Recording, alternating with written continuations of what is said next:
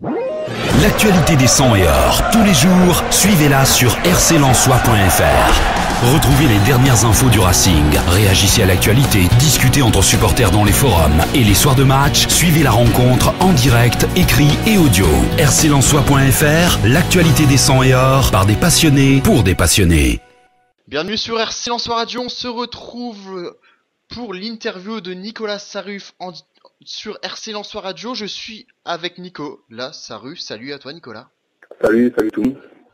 Je suis aussi avec Jérôme pour m'aider dans cette interview. Salut Jérôme. Salut, bonjour à tous. Donc voilà, comme on vous l'a promis, petite surprise, donc l'interview Nicolas Sarruf en exclusivité sur RC Lensois Radio. Donc on va commencer l'interview avec Nico. Donc Nico, tu as commencé ta carrière, tu as été formé au Racing. Est-ce que tu peux nous expliquer un peu comment tu as été repéré par les dirigeants et un peu ton début de carrière au RC Lens? Donc en fait je jouais en Normandie, à Rouen, dans un petit club qui s'appelle Rouen. Et puis j'ai fait une saison et puis un recruteur qui est venu me parler, qui m'a suivi pendant plusieurs mois. Puis en fin d'année, il m'a proposé un essai avec RC Lens. Donc j'ai passé une journée entière à faire des entraînements, à faire plusieurs tests, et puis après on m'a contacté pour me dire que le club était intéressé. Et puis quand j'ai su ça, j'ai sauté sur l'occasion. Donc tu as commencé en CFA alors pour des Non, je suis arrivé. Comment? T'es arrivé à quel âge à peu près? Je suis arrivé à 12 ans. Ah ouais, donc t'as commencé jeune. Ouais, j'ai commencé vraiment jeune, donc je suis arrivé à 12 ans, j'ai fait toutes mes classes, on peut dire, à Lens. Ouais, donc après, explique-nous un peu. Donc quand t'es arrivé au plus haut niveau de ta carrière, donc t'as commencé avec la CFA du Racing Club de Lens, c'est ça? Non, j'ai commencé avec les 12 ans, 13 ans, j'ai fait tout ça. Après, je suis arrivé en CFA, après j'ai intégré l'effectif pro, et puis voilà, aujourd'hui, Et aujourd'hui, tu joues à Montpellier actuellement. Alors, on va commencer directement avec ton début de carrière avec le groupe pro 2011-2012. Tu joues ton premier match titulaire avec le Racing Club de Lens. C'était contre le Stade de Reims, si je me trompe pas, donc avec un match nul qui était 1-1. C'était quoi la pression? T'avais une grosse pression de jouer avec le niveau pro professionnel de Ligue 2? T'avais pas trop de pression sur les épaules? Bien sûr que j'avais la pression, puisque c'était mon premier match, donc forcément ça fait toujours quelque chose. Je pense que tous les joueurs vont dire la même chose. Maintenant, j'avais déjà intégré le groupe auparavant aux entraînements, tout ça, donc ça me permettait déjà de connaître un peu les joueurs. Et puis après, au fur et à mesure du temps, on approche au plus proche du match, je veux dire. Et puis une fois qu'on est arrivé sur le terrain, voilà, on essaye de faire le vide autour et de penser au match, et pour pas se déconcentrer inutilement. Et ensuite, on enchaîne sur la saison 2012-2013, où tu joues 12 matchs en Ligue 2. Et dont le premier match contre Le Mans, si je me trompe pas, lors de la première journée. C'est ça. Et qu'est-ce que ça fait de jouer la première fois à Bollard en tant que joueur professionnel? Bien sûr, c'est ça. Je me souviens très bien, je crois que c'était à 14h un samedi. Donc ouais, c'est ça. Il faisait très beau, il y avait beaucoup de monde. Et franchement, c'était une grande émotion de rentrer sur le terrain pour la première fois, surtout à Bollard. Et c'était un réel plaisir de jouer sur ce stade. Si tu as juste un mot pour définir les supporters en soi, qu'est-ce que ça serait? Wow, extraordinaire. Je pense qu'il n'y a pas d'autre mot. Vraiment, je pense que c'est quelque chose à vivre.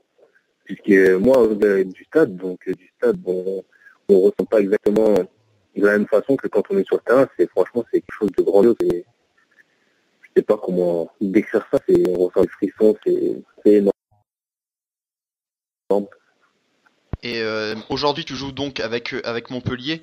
Est-ce que tu connais un autre club qui a des supporters aussi exceptionnels au niveau national, ailleurs que le Racing Club de Lens? Justement, là, j'ai eu la chance d'aller à Saint-Etienne avec le groupe, donc j'ai pu comparer un peu les deux supporters, mais je pense que vraiment à Lens c'est quelque chose d'énorme, et c'est vraiment pas, j'arrive pas à décrire en fait, même si malgré Saint-Etienne c'est quelque chose qui est vraiment pas mal du tout, mais je pense que Lens c'est vraiment quelque chose, c'est un niveau au-dessus.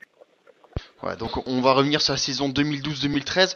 On sait qu'il y a eu du changement, notamment avec 2 entraîneurs. Il y avait Jean-Louis Garcia qui était là pour le début de saison, qui a été remplacé par Eric Sicora. On a eu Alexandre Koev qui est passé sur RC Lensois Radio dernièrement, qui nous avait donné son point de vue sur ces 2 entraîneurs. Est-ce que tu as un point de vue entre entre la tactique de Jean-Louis Garcia et Eric Sicora? On sait que Eric Sicora nous a fait plus de bien que Jean-Louis Garcia. Est-ce que tu peux nous donner ton impression sur ces 2 entraîneurs qui étaient là, donc que tu as connus pendant la saison 2012-2013? Bon, je pense que c'est 2 personnes différentes, avec un caractère différent. Maintenant, voilà, malheureusement pour Jean-Luc Garcia, ça s'est pas forcément bien passé. Peut-être que s'il avait été dans un autre club, ça serait bien passé. Voilà, il n'a pas eu de chance. Mais je pense que c'est quelqu'un qui est très passionné par son métier, qui aime beaucoup et qui connaît très bien le monde du foot. Maintenant, voilà, il n'a pas eu de chance. Mais sinon, avec Eric Sicora, c'est quelqu'un que je connaissais déjà par rapport aux équipes de jeunes. Donc c'était déjà un peu peut-être plus facile pour communiquer et on se connaissait déjà un peu plus, on va dire. Et dans le jeu, dans sa façon d'entraîner, c'était quelqu'un qui était, quand il a quitté le monde professionnel il n'y a pas très longtemps, il était encore il avait son exigence et puis voilà, ça s'est mieux passé, on va dire. Mais voilà, c'est 2 très bons entraîneurs, je pense. Et tu penses, moi j'ai une question à te poser sur Jean-Louis Garcia. Est-ce que tu penses qu'il ne laissait pas assez sa chance aux jeunes, justement? Après, je pense que c'est difficile de se mettre à la place de l'entraîneur, puisqu'on ne sait pas vraiment comment ce qu'il ressent. Puis voilà, il a laissé des chances, je pense. Et puis maintenant, je ne sais pas vraiment comment, si on a une chance, oui et non, parce que voilà, j'ai quand même joué avec lui et pas mal de jeunes, je pense qu'on jouait quand même avec lui. Donc là-dessus, donc Luis Garcia te laissait autant de chance que Eric Sicora, alors que pour Alexandre Koev, lui qu'on a eu en interview, c'était Non, si quand il est arrivé quand même, il a fait quand même jouer plus de jeunes, c'est sûr. Puisqu'il connaissait vraiment bien, donc après, voilà, Jean-Luc Garcia, il avait son équipe en tête et voilà, mais c'est pas pour autant que je pense qu'il était complètement fermé. En 2013-2014, tu as ne joué que 3 matchs, dont 2 matchs de coupe, c'est ça? Un coupe de la Ligue et un coupe de France.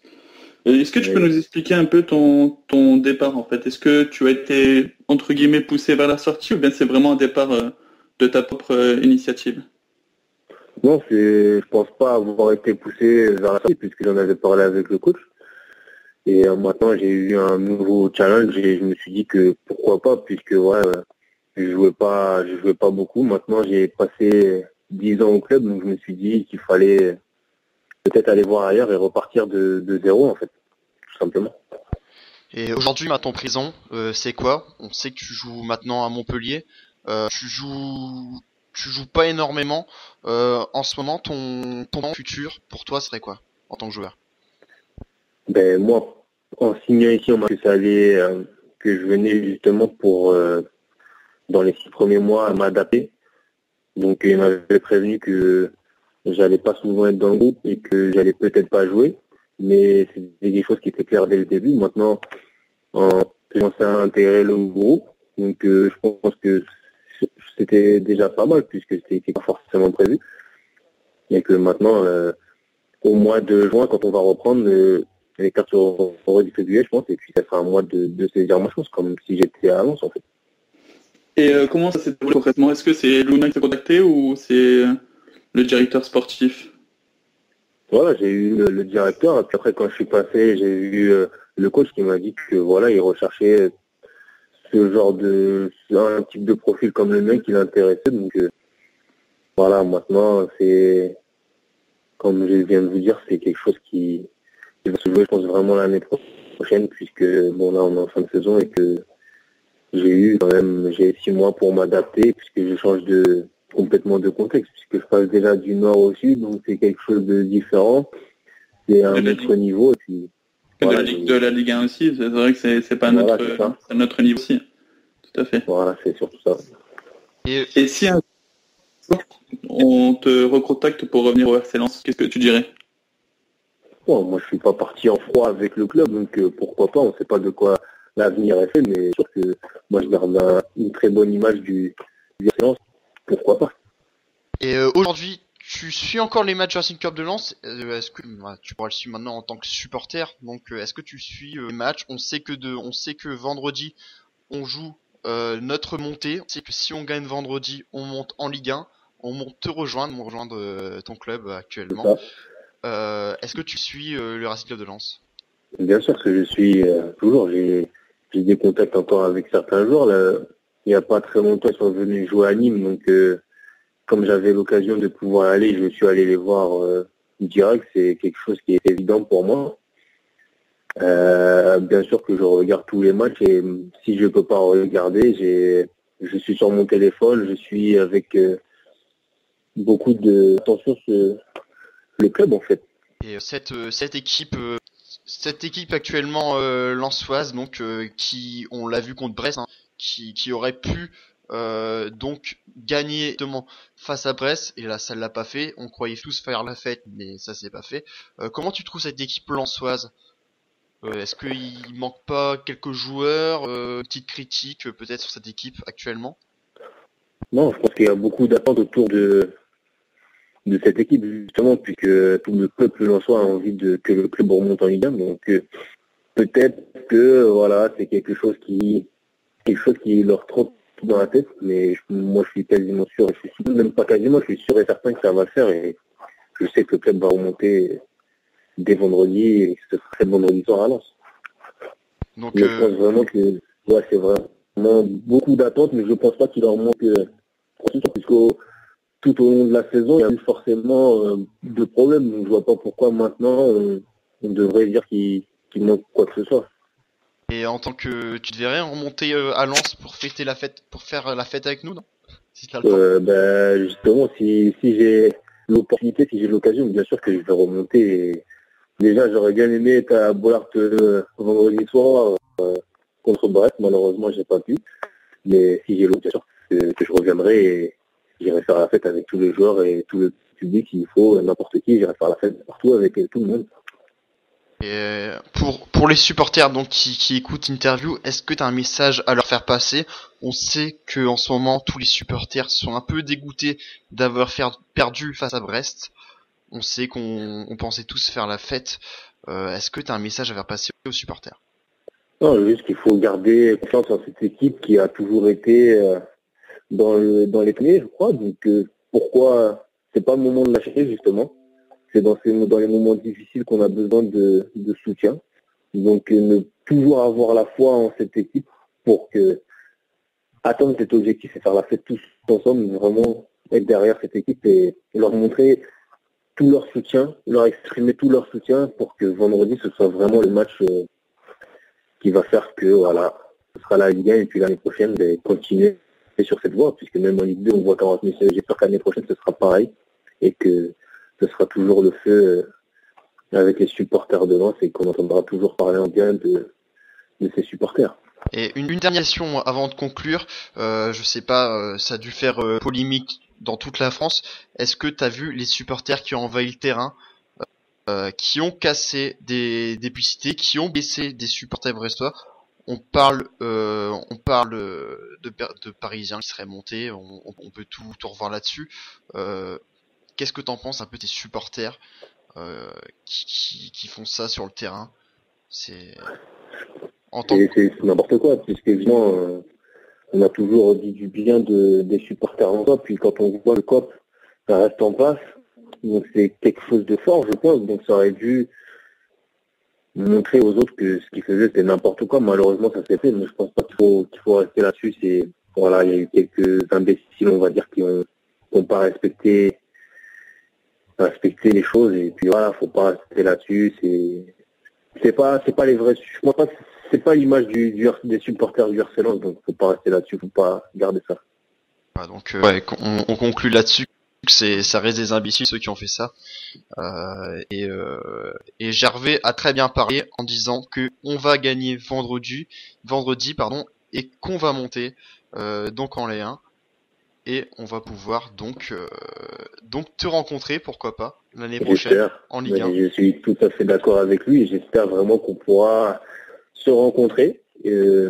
parce que voilà, c'est un club qui sera toujours en moi, et c'est le club où j'ai grandi, c'est vraiment mon club, on peut dire. Donc j'espère que l'année prochaine on pourra jouer face à face et que voilà, ce sera une grande fête, j'espère. Et que titulaire, j'espère aussi. Et j'espère être titulaire, bien sûr. Maintenant, je sais pas qui gagnera, mais voilà, j'espère jouer et rencontrer une personne. Ça fera sûrement bizarre, mais c'est des choses qui arrivent dans une carrière. Voilà, Nicolas, merci d'être passé sur RC Lensois Radio. C'est avec plaisir qu'on t'a reçu. Les supporters, à mon avis, va leur plaire. Pense pas qu'on t'oublie. Encore des supporters partent de toi. Et pourquoi pas, donc, comme tu n'es pas contre, un retour éventuel au Racing Club de Lens. Pourquoi pas te revoir un jour ou bien dans Bollaert. Ça serait assez sympa. Merci Nicolas d'être intervenu sur RC Lensois Radio. Et merci à vous en tout cas de m'avoir accordé un peu de temps. Merci et puis, Nicolas. Voilà, je vous dis à bientôt, j'espère, et puis que RCL monte. Voilà. Et peut-être un petit aller Lens. Et allez là pour vendredi, j'espère vraiment que ça va faire les gars. Merci. Merci Nicolas, c'est sympa de pas. Merci, bonne soirée Allez, Nicolas. au revoir. RC Lensois Radio est aussi disponible sur les réseaux sociaux. Suivez l'actualité de la radio 100% sang et or sur Facebook et Twitter.